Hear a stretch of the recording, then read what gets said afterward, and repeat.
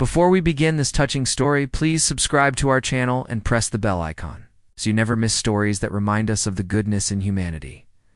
The morning sun cast golden rays across Buckingham Palace as tourists gathered behind the iron gates, cameras ready to capture the famous changing of the guard ceremony.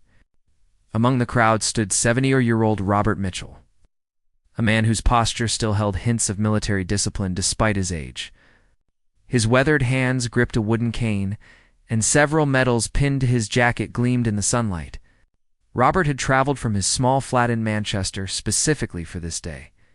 Though few would understand why it meant so much to him, Robert had served in the British Army for 32 years, dedicating his youth and middle age to his country.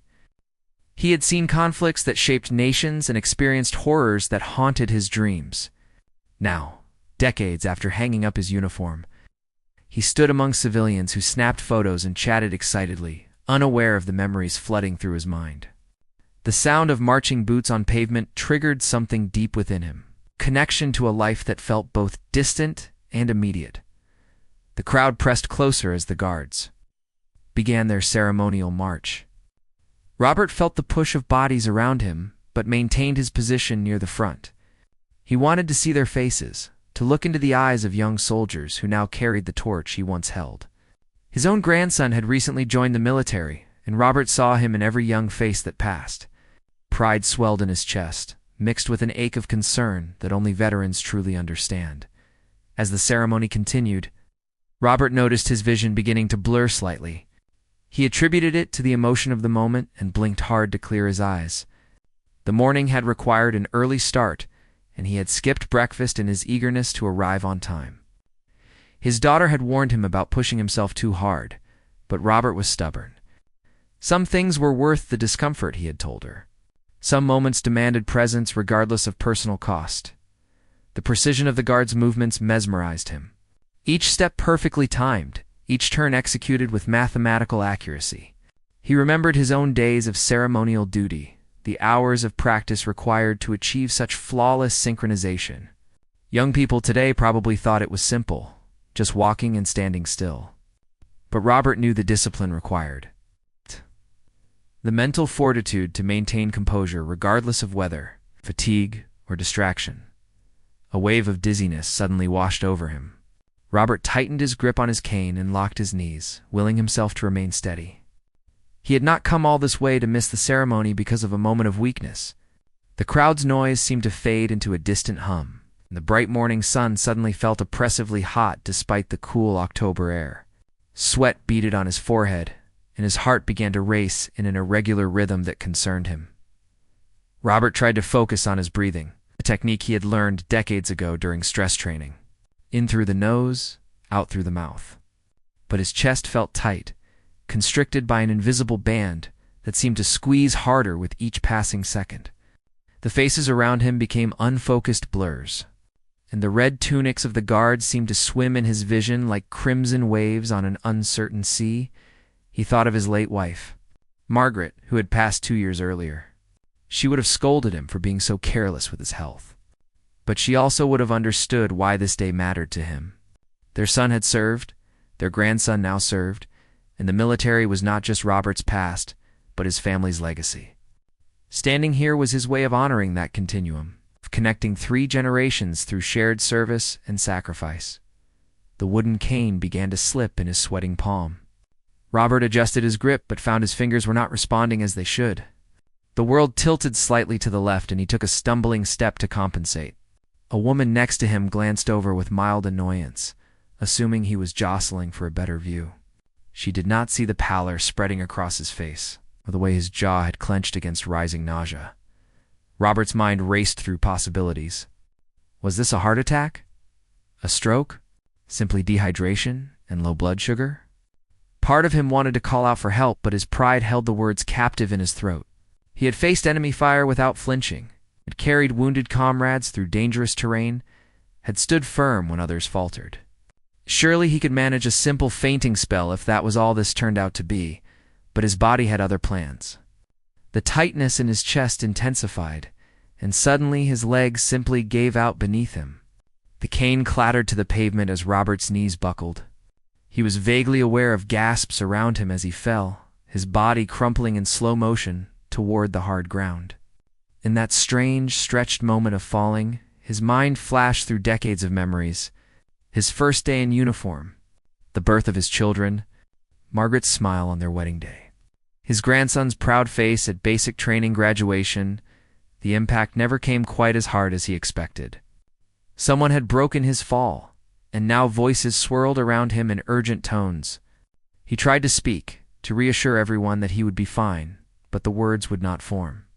The blue sky above framed concerned faces looking down at him. And somewhere in the distance, he could still hear the measured cadence of marching boots.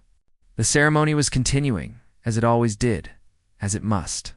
The guard never breaks formation for anything, or so he thought.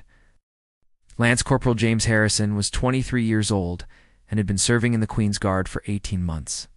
Every day of ceremonial duty required absolute concentration and unwavering discipline.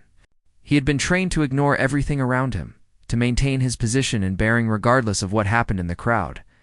Tourists could shout, cameras could flash, children could cry, but the guard remained impassive, living statue representing the dignity and strength of the nation. James stood at attention, his bearskin cap adding height to his already impressive frame. His SA-80 rifle rested against his shoulder at the precise angle drilled into him through countless hours of practice. His eyes remained forward, fixed on an invisible point in the distance, seeing everything and acknowledging nothing. This was the paradox of the ceremonial guard, appearing to notice nothing while actually observing everything. Through his peripheral vision, James had noticed the elderly man near the front of the crowd. Something about him had caught James's attention, perhaps the military medals on his jacket, or the way he stood with a soldier's bearing, despite his obvious age. James had developed an instinct for spotting fellow service members, even retired ones.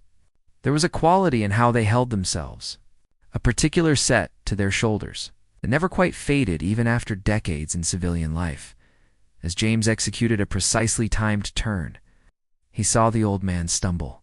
In the fraction of a second before completing his movement, James's trained eye recognized the signs. This was not someone who had simply tripped or lost balance. The man's face had gone gray, his knees were buckling, and his body was falling with the helpless weight of complete collapse.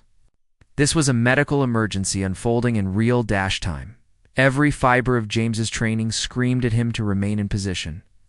Breaking formation during the ceremony was grounds for serious disciplinary action. The guard did not move, did not react, did not acknowledge the civilian world around them. He had seen guards maintain their posts while tourists deliberately tried to make them laugh or flinch. He had heard stories of guards standing firm through rain, snow, and scorching heat. The reputation of the regiment depended on this absolute discipline, but James also knew something else. Before he had joined the ceremonial guard, before the polished buttons and the tourist cameras, he had been deployed to Afghanistan. He had seen men fall in combat, had administered first aid under fire, and had held dying soldiers while waiting for medical evacuation.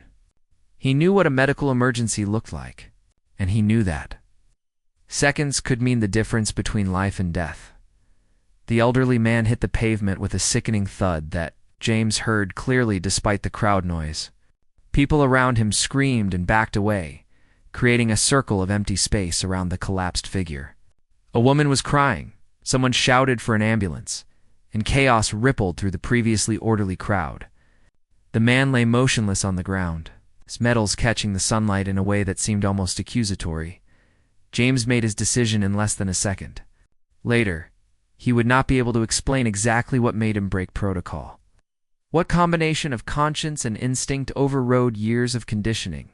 Perhaps it was seeing those military medals. Perhaps it was imagining his own grandfather in such a situation. Perhaps it was simply that beneath the uniform and ceremony. James was fundamentally a soldier, and soldiers do not abandon fallen comrades. Without hesitation, James broke formation. The movement felt surreal, so he were stepping outside his own body and watching himself commit what could be career-ending insubordination. His rifle remained secured as he moved swiftly toward the fallen man. His military training shifting instantly from ceremonial precision to emergency response. The crowd parted before him, shocked gasps following his movement.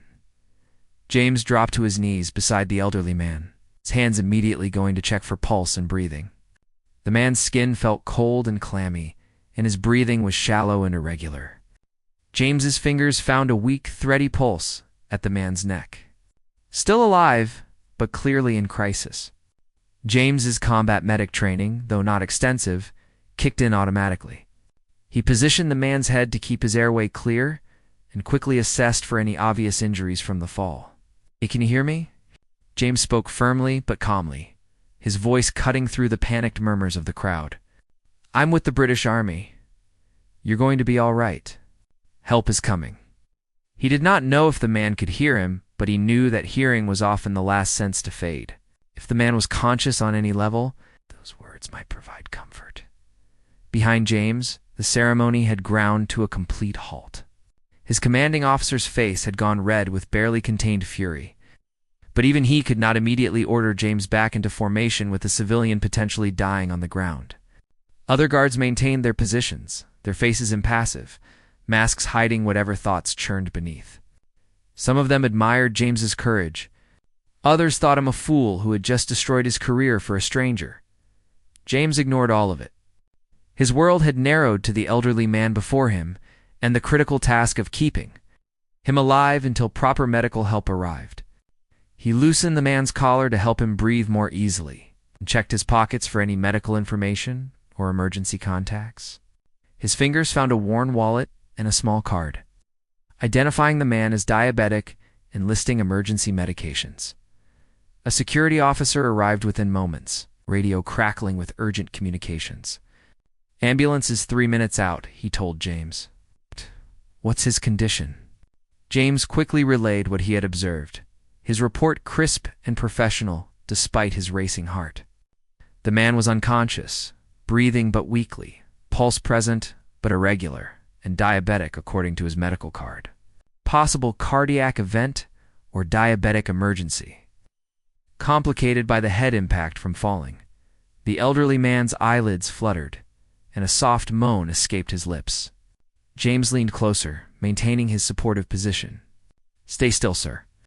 You've had a fall. We've got you. You're safe now."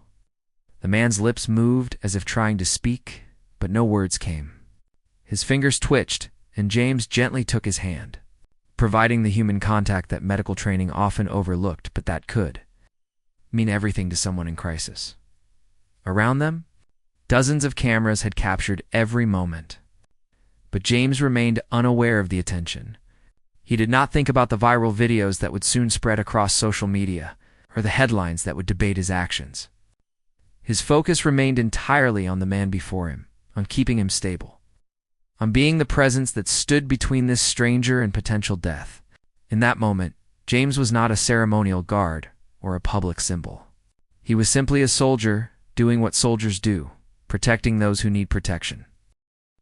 The wailing of the ambulance siren grew louder as it navigated through London traffic, and within minutes, paramedics were pushing through the crowd with their equipment. James remained kneeling beside Robert, providing a steady presence until professional medical personnel could take over. As the paramedics arrived, James quickly briefed them on everything he had observed, showing them the medical card he had found and describing the sequence of the collapse. "He's diabetic, according to this card," James explained rapidly. "Weak pulse, shallow breathing, lost consciousness after falling. Been down approximately for minutes now." The lead paramedic nodded appreciatively at the clear information and immediately began checking Robert's blood sugar levels while his partner prepared oxygen and monitoring equipment. One of the paramedics glanced at James's uniform and medals. "You did exactly right, soldier," he said quietly. "That compression on his chest and the airway positioning probably saved his life." James simply nodded, still not fully processing what he had done or the consequences he might face. His commanding officer stood nearby, face unreadable now, clearly waiting to deal with James once the immediate crisis had passed. As the paramedics worked, Robert's eyes slowly opened. His confusion was evident as he tried to make sense of the faces hovering above him and the oxygen mask being placed over his nose and mouth. His gaze landed on James, taking in the red tunic and bearskin cap of the Queen's Guard. For a moment, recognition flickered in his clouded eyes, and his hand weakly reached toward James. James took the elderly man's hand again, squeezing gently. "You're all right, sir. You collapsed during the ceremony, but you're getting help now. These paramedics are going to take good care of you." Robert's fingers tightened around James's hand with surprising strength, and tears began streaming down the sides of his weathered face. He tried to speak, but the oxygen mask and his weakened condition made words impossible. "We need to get him to hospital immediately," the senior paramedic announced, and the team efficiently transferred Robert onto a stretcher. As they prepared to move him, Robert refused to release James's hand, his grip desperate and pleading. The paramedic looked at James questioningly. "He doesn't want to let you go. Can you walk with us to the ambulance?" James glanced at his commanding officer, expecting a sharp refusal. Instead, the older man gave a curt nod. "Go with them, Harrison. We'll discuss this later." There was something in his tone that suggested the conversation might not be as harsh as James had feared. But there was no time to analyze it now. James walked alongside the stretcher, his hands still clasped in Robert's, as they moved through the parted crowd toward the waiting ambulance. The crowd's reaction was extraordinary. As James walked past, still in full ceremonial uniform, people began to applaud. It started with a few scattered claps and then grew into thunderous appreciation. Some people were crying, others calling out blessings and thanks. Tourists who had come to witness the famous British reserve and formality were instead witnessing humanity at its finest.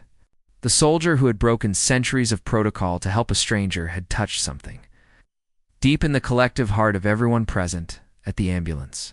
James gently tried to release Robert's hand so the paramedics could work freely. The elderly man's eyes, now more focused, locked onto James's face.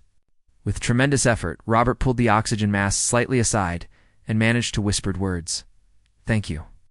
His voice was barely audible, cracked with emotion and physical strain, but the gratitude in those two simple words carried the weight of a lifetime of understanding. What service and sacrifice truly meant. James felt his own throat tighten with emotion. "No thanks needed, sir. Rest now and get better." He squeezed Robert's hand one final time before the paramedics closed the ambulance doors. As the vehicle pulled away, lights flashing and siren wailing, James stood at attention and rendered a sharp salute. It was a salute to a fellow serviceman, a gesture of respect that transcended rank and generation, and everyone watching understood its significance. Turning back toward the palace, James suddenly became aware of the cameras pointed at him and the phones recording every moment. The reality of what he had done began to sink in properly. He had broken formation during one of the most famous ceremonial duties in the world, abandoned his post, and created a spectacle that had completely disrupted the ceremony. The tourist videos and photos being taken would be shared millions of times within hours. His actions would be analyzed, debated, and judged by people around the world. His commanding officer, Major Thompson, was waiting with an unreadable expression. The ceremony had been abandoned for the day, and the other guards were being dismissed to barracks. As James approached, he came to attention and prepared for the dressing down he knew he deserved. Breaking ceremonial protocol was no small matter, regardless of the reason. "Lance Corporal Harrison," Major Thompson said formally, and James braced himself. But what came next was not what he expected. "Walk with me." They moved away from the remaining crowds and curious onlookers, heading toward a quieter area near the palace grounds. The major was silent for a long moment, his jaw working as if chewing over difficult words.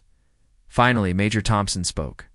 "What you did today was both completely unacceptable and absolutely necessary. Do you understand that paradox?" James nodded slowly. "You broke protocol that has been maintained for centuries. You abandoned your post during a ceremonial duty. You created a situation that reflects on the entire regiment." He paused, and his expression softened almost imperceptibly. "And you may well have saved that man's life." James remained silent, unsure what response was appropriate. Major Thompson continued, "I've been in the military for 27 years, Harrison. I've commanded men in combat and ceremony. I know the difference between discipline that serves a purpose and discipline that becomes tyranny. What I saw today was a soldier making a split-second decision based on the core values we actually serve: courage, compassion, and putting service above self. The major looked directly at James, and something in his eyes suggested personal understanding. My father was a veteran. He died alone in a supermarket parking lot from a heart attack while people walked past, assuming he was drunk or sleeping. Nobody stopped to help until it was too late. His voice roughened slightly. So when I see a soldier risk his career to help a fallen veteran, I see the kind of man this army needs. Not the kind who needs to be punished. James felt overwhelming relief wash through him, though he maintained his composure. Thank you, sir. I thought I might face court-martial. Major Thompson actually smiled slightly. Oh, there will be paperwork. Mountains of it. Reports, inquiries, probably a formal review. The brass will have to make noise about protocol and tradition. But I'll be writing those reports. And I'll make sure they reflect what I actually saw.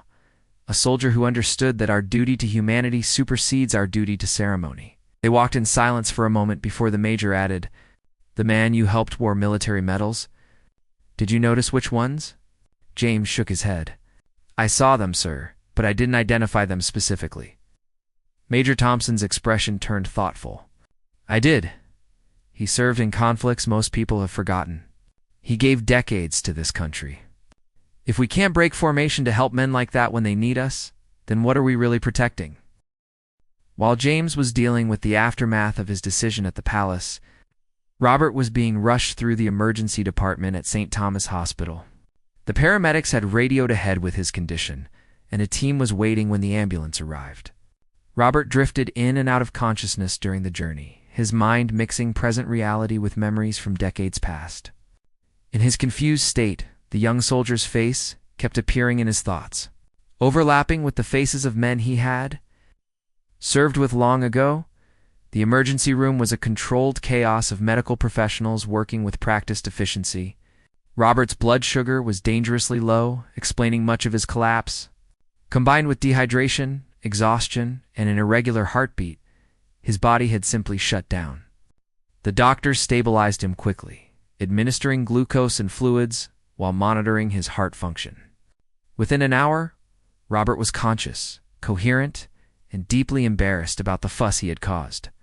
"You're a very lucky man, Mr. Mitchell," the attending physician told him as she reviewed his charts. "If you had been alone when this happened, or if help had been delayed even a few minutes, we might be having a very different conversation." She looked at him over her glasses with a stern expression. "Doctors reserve for patients who have been foolish with their health. When did you last eat?" Robert admitted sheepishly that he had skipped breakfast in his rush to reach the palace. He had also forgotten to check his blood sugar that morning, something he normally did religiously. The excitement of the day had made him careless, and his body had paid the price. The doctor shook her head with a mixture of frustration and sympathy. "Mr. Mitchell, you're 78 years old with diabetes and a heart condition. You cannot skip meals and expect your body to cooperate." But her expression softened as she continued. "However, you were also incredibly fortunate that a particular young soldier was on duty today. The paramedics reported that he had positioned you correctly to protect your airway, and had found your medical information immediately. His quick action very likely prevented a much worse outcome." She paused.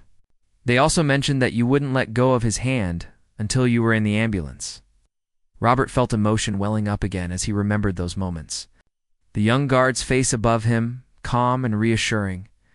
The strength of his hand providing an anchor to consciousness when Robert's world was spinning into darkness. The professional competence mixed with genuine compassion. "He broke formation to help me," Robert said softly. "Do you understand what that means? The Queen's Guard doesn't break formation, ever, but he did it anyway." A nurse who had been adjusting Robert's force spoke up. "It's all over the news already, Mr. Mitchell. Videos from dozens of tourists are going viral on social media. That soldier's face is everywhere." She pulled out her phone and showed him. Sure enough, multiple news sites were already running stories about the incident. Headlines read, "Royal Guard breaks protocol to save." "Veteran's life and moment of humanity at Buckingham Palace moves millions." Robert watched the videos with wonder. From multiple angles, He could see himself collapsing, could see the immediate moment when the young soldier made his decision, could see the swift, professional way he had moved to provide aid. The comments beneath the videos were overwhelmingly positive, people from around the world praising the soldier's actions. Some commenters were veterans themselves, expressing deep appreciation for how one of their own had been treated. His daughter Sarah burst into the room an hour later, her face pale with worry.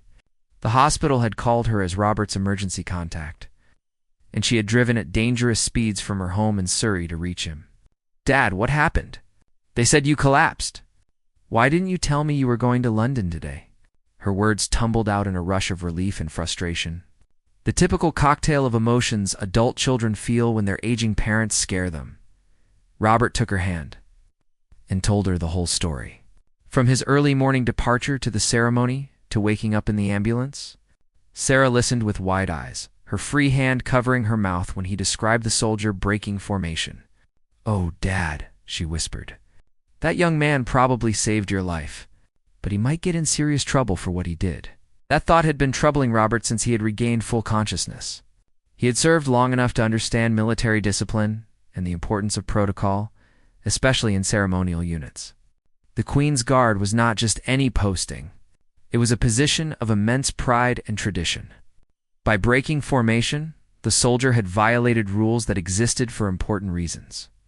Even though his intentions were noble, there could be serious consequences. "I need to find out his name," Robert said firmly. "I need to make sure people understand that what he did was right, that he shouldn't be punished for helping me."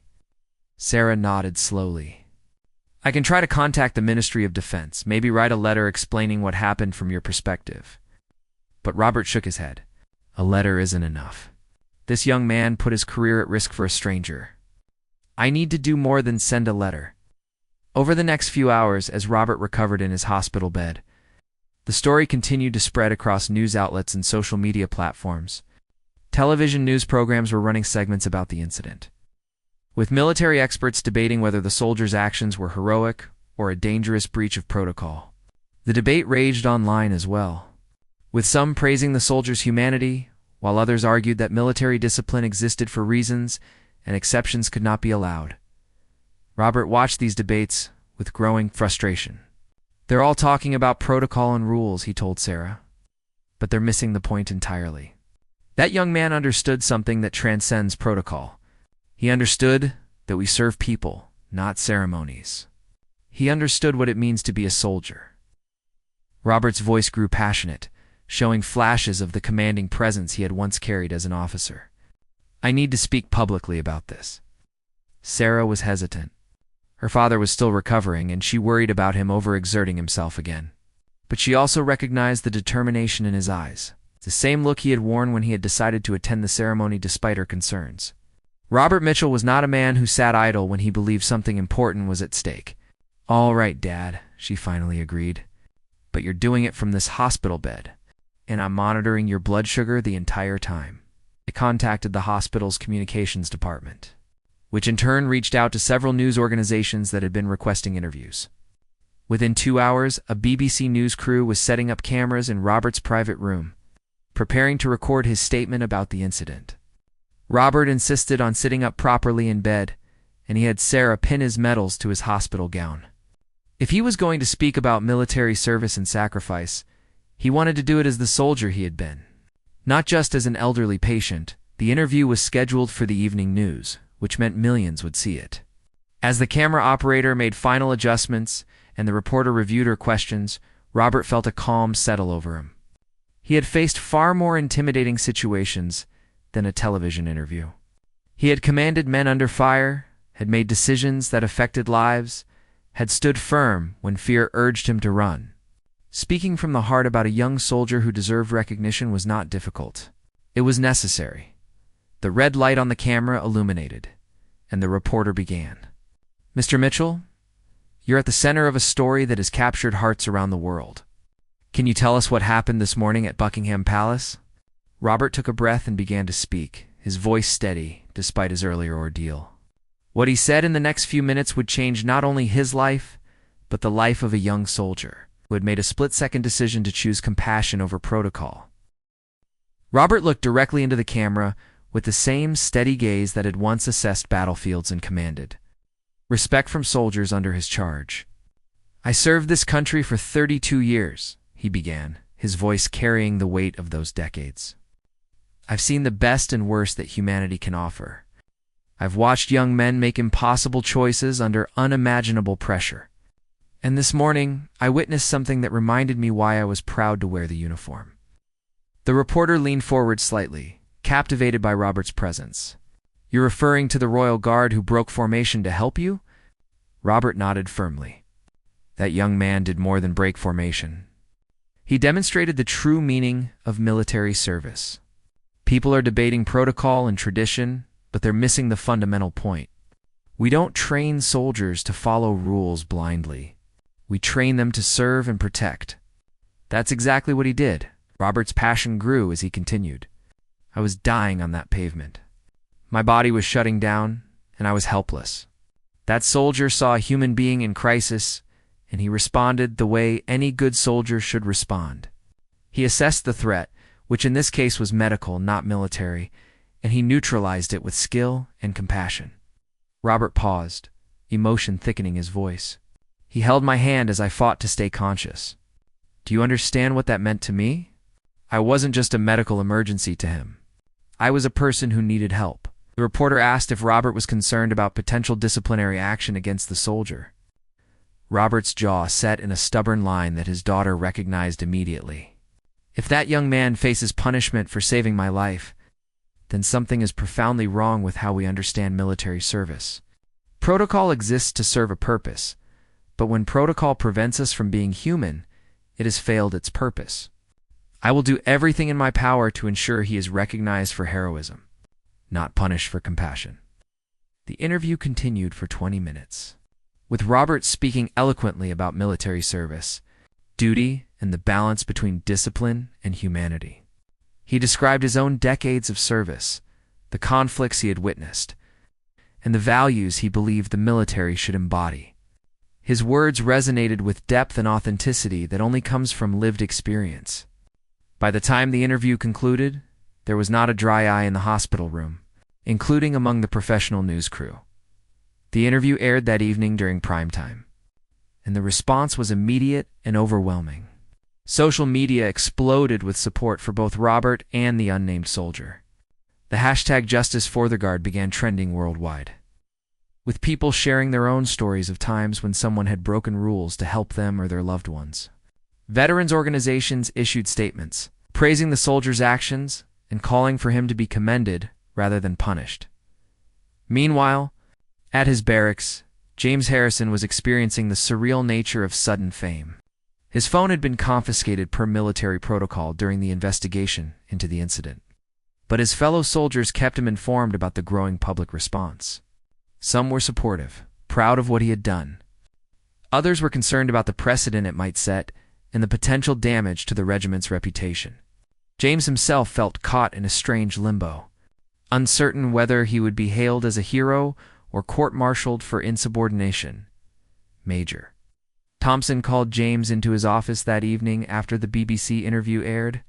"Harrison, you need to see this," he said, turning his computer screen so James could watch Robert's interview. James sat in stunned silence as the elderly veteran spoke with such passion and conviction about his actions. Hearing Robert describe those moments from his perspective, understanding the full gravity of what had been at stake, drove home the reality of what James had done in a way nothing else could. When the video ended, Major Thompson leaned back in his chair. "The Ministry of Defense has been receiving calls all day. Veterans groups, politicians, even members of the royal family's staff have reached out to express support for your actions. The public response has been extraordinary." He paused, choosing his words carefully. "There will still be a formal inquiry. Protocol demands it. But I can tell you unofficially that the outcome is unlikely to be punitive." James felt relief wash through him, though he tried to maintain his composure. "Sir, I just did what felt right in the moment. I didn't think about consequences or public opinion. I just saw someone who needed help." Major Thompson smiled slightly. "I know, Harrison. That's precisely why what you did matters. You didn't calculate or strategize. You simply acted on the core values that should drive every soldier. That authenticity is what people are responding to. The next morning brought even more surprising developments. Robert's interview had been picked up by international news outlets, and the story was now being covered across Europe, America, and beyond. People from dozens of countries were sharing the video, expressing admiration for both Robert's gratitude and James's actions. The British tabloids, often cynical and critical, were running heartwarming headlines, celebrating the incident as a reminder of British values and military honor. More significantly, a formal petition had been started calling for James to receive recognition for his actions. Within 24 hours, it had gathered over 500,000 signatures. The petition called specifically for James to be awarded a commendation for his quick thinking and compassionate response to an emergency. Veterans organizations added their official support, and several members of Parliament mentioned the incident during session. Using it to discuss broader issues of military values and public service, Robert, recovering well in the hospital, was overwhelmed by the response to his interview. His room had begun filling with flowers and cards from well-wishers around the world. Many were from veterans who shared stories of times they had needed help or had helped others in crisis. Some were from civilians who had been moved by the story and wanted to express their appreciation for both Robert's service and his gratitude toward the young soldier who had helped him. Sarah brought in bags of mail each day, and Robert insisted on reading every letter personally. "These people took time to write," he explained. "The least I can do is honor that effort by reading their words." Among the letters was one that particularly moved him. It was from a woman whose veteran father had died from a heart attack in a public place, while bystanders did nothing, assuming he was drunk or homeless. "Thank you for showing my father's memory the respect he deserved," she wrote. "What happened to you gives me hope that the world has more compassion than it showed him." On the third day after the incident, Robert received an unexpected visitor. Major Thompson arrived at the hospital in full-dress uniform, accompanied by James Harrison. Robert had been sitting in a chair by the window, and he struggled to stand when they entered. "Please, Mr. Mitchell, remain seated," Major Thompson said quickly. But Robert was already on his feet, his posture instinctively straightening to military bearing. James stepped forward, his face showing a mixture of emotions. For a moment, the two men simply looked at each other, the elderly veteran and the young soldier whose lives had intersected so dramatically. Then Robert extended his hand, and James took it firmly. The handshake lasted several seconds, conveying more than words could express. Recognition, respect, gratitude, and a connection that transcended their difference in age and experience. "I wanted to meet you properly," Robert said, his voice thick with emotion. "To thank you face to face, not through cameras or news reports. You saved my life, son. I know that with absolute certainty." James shook his head slightly. "Sir, I only did what any soldier should do. You were in trouble, and I helped. That's all." But Robert gripped his hand tighter. "No, that's not all. You made a choice that could have cost you everything. You put humanity above protocol? That takes a special kind of courage." Major Thompson allowed them their moment before speaking. "Mr. Mitchell, I wanted to bring Lance Corporal Harrison here, not just for a personal meeting, but to inform you both of the Ministry of Defense's decision regarding the incident." Both Robert and James turned to him with heightened attention. The Major's expression was carefully neutral, giving nothing away. "After a thorough review of the circumstances, witness statements, and expert medical testimony about the severity of your condition, the Ministry has concluded that Lance Corporal Harrison's actions, while technically a breach of protocol, were justified by the emergency circumstances." Relief flooded James's face, but Major Thompson held up a hand. "However, that's not all. Due to the overwhelming public response and the clear demonstration of the values we wish to instill in our service members, Lance Corporal Harrison is being recommended for a commendation for his actions. The specific award is still being determined, but it will be noted in his permanent record as an act of exemplary service."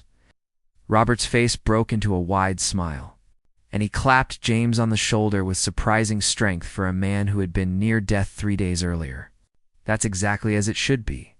This young man deserves recognition, not punishment."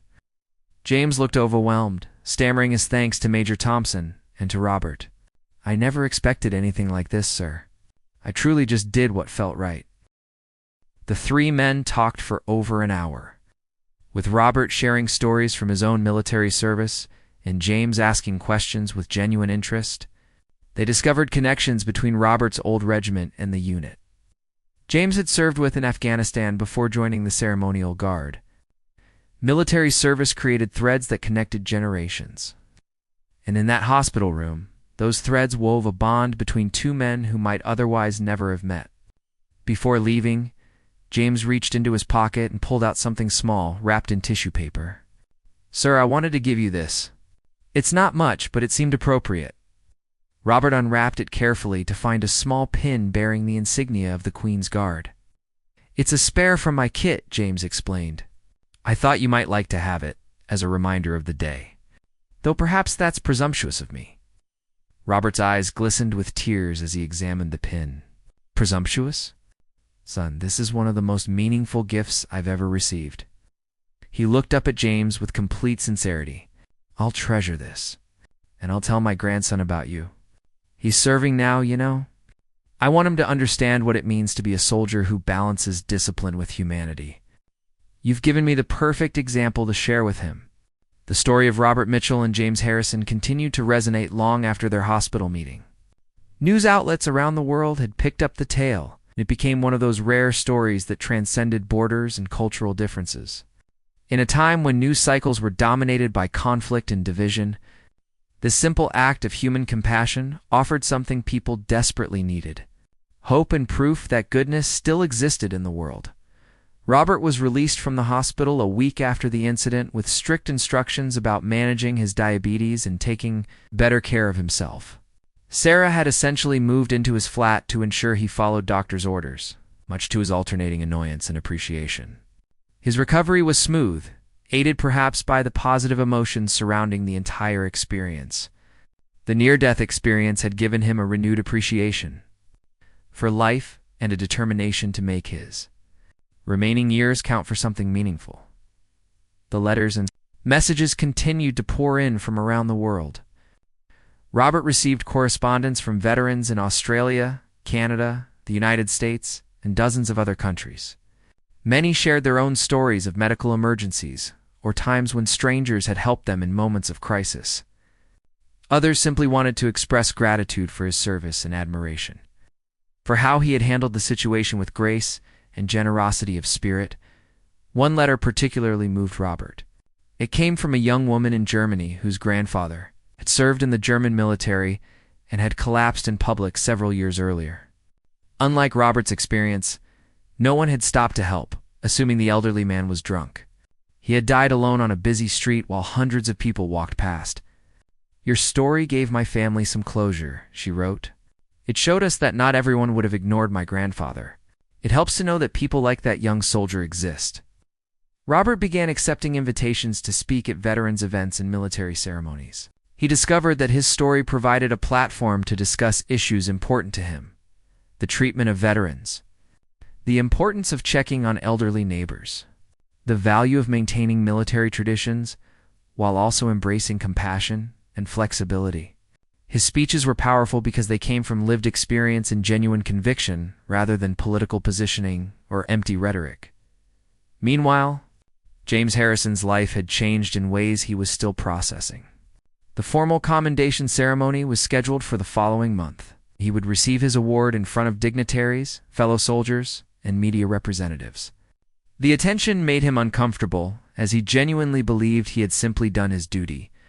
But Major Thompson helped him understand that accepting recognition gracefully was also part of serving. James had been contacted by numerous media outlets requesting interviews, but he had declined most of them on advice from his commanding officers. However, he did agree to one interview with a military magazine, where he spoke thoughtfully about the balance between protocol and humanity in military service. "Rules and discipline are essential," he explained in the article, "but we have to remember why those rules exist. They exist to make us better at protecting and serving people. If following a rule means abandoning someone in need, then we've lost sight of our purpose." The article resonated deeply within military communities worldwide. Training instructors began using the incident as a case study in leadership courses, asking students to discuss the ethical dimensions of James's decision. The conversation it sparked was valuable, forcing military personnel at all levels to think critically about when rules should be followed, absolutely, and when circumstances might demand different responses. Robert and James stayed in contact through regular phone calls and occasional meetings. Their friendship was unlikely on the surface, but deeply rooted in shared values and mutual respect. James visited Robert's flat for dinner several times, where Robert would cook elaborate meals while sharing stories from his military career. Sarah joined these dinners and joked that her father had adopted James as a surrogate grandson. Though there was truth in the observation, during one such dinner, Robert showed James his entire collection of military medals and photographs from his decades of service. Each medal had a story. Each photograph captured a moment in time that had shaped Robert's life. James listened with rapt attention, understanding that he was being trusted with memories that Robert rarely shared. In return, James spoke about his deployment to Afghanistan, experiences he had not fully processed even months after returning home. The ceremony. The uniform? The tourist with cameras? James said quietly. Sometimes it feels disconnected from what military service actually is.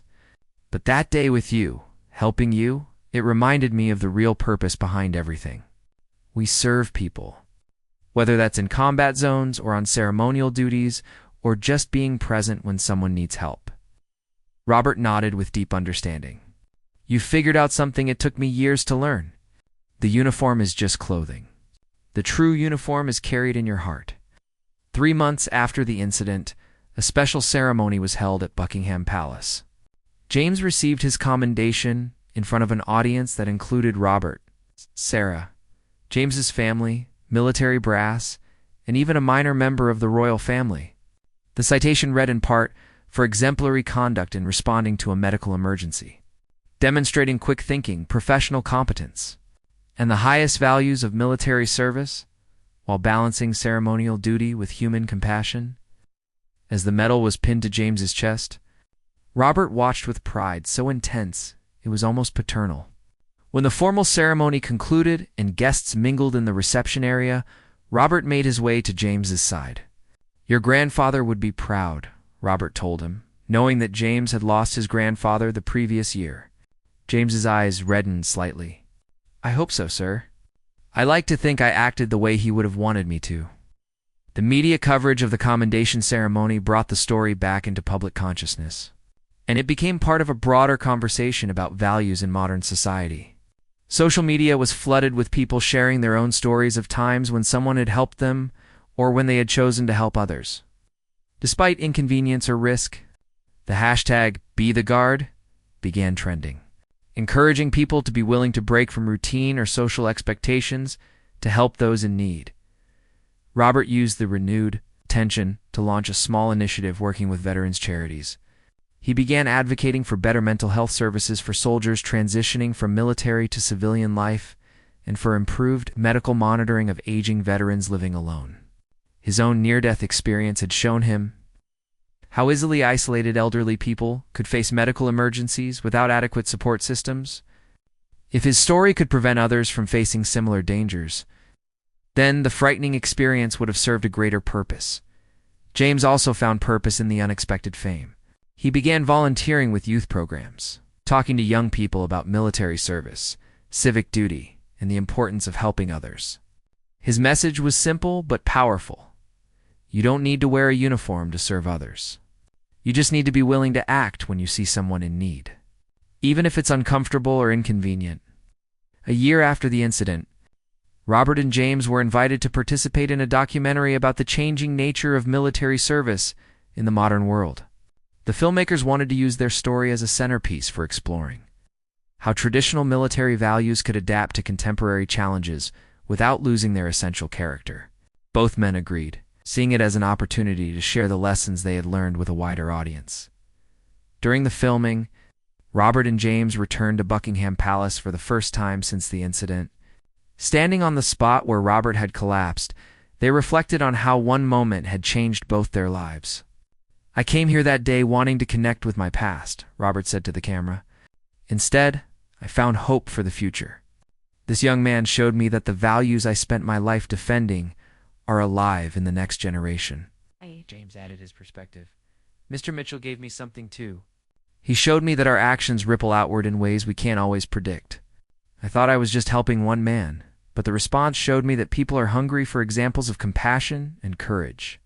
We all have the power to provide those examples in small ways every day." The documentary aired to critical acclaim and won several awards.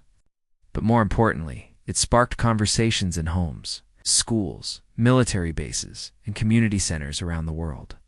Teachers used it in classrooms to discuss ethics and decision-making. Military academies incorporated it into leadership training. Families watched it together and talked about what they would do in similar situations. Robert and James's friendship continued to deepen over the years. They attended military ceremonies together, collaborated on veterans outreach programs, spent holidays with each other's families. James's parents became friends with Robert and Sarah, creating an extended family bound not by blood, but by shared experience and mutual affection. On the 5th anniversary of the incident, they returned once again to Buckingham Palace for a small private commemoration. The palace had erected a small plaque near the spot where Robert had collapsed, acknowledging it as a place where compassion had triumphed over protocol.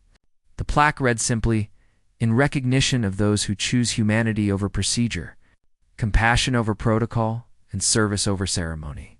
Standing before that plaque, Robert and James reflected on how far they had come. Robert was now 83, still active and engaged, but moving more slowly. James had been promoted and was now training the next generation of guards, always emphasizing that their duty was to people first and ceremony second.